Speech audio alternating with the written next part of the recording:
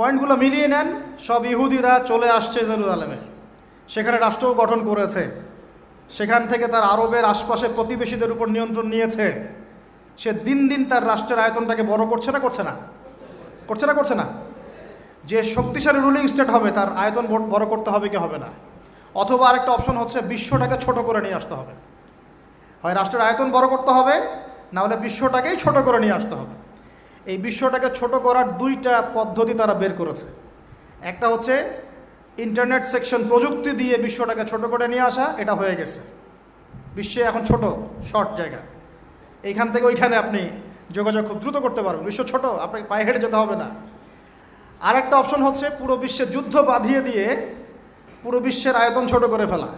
আর আমি কনফিডেন্ট আমার বক্তব্যে, এটা আমার ধারণা, আমার ইস্তেহাদও বলতে পারেন, যদিও আমি মুস্তাহিদ নই।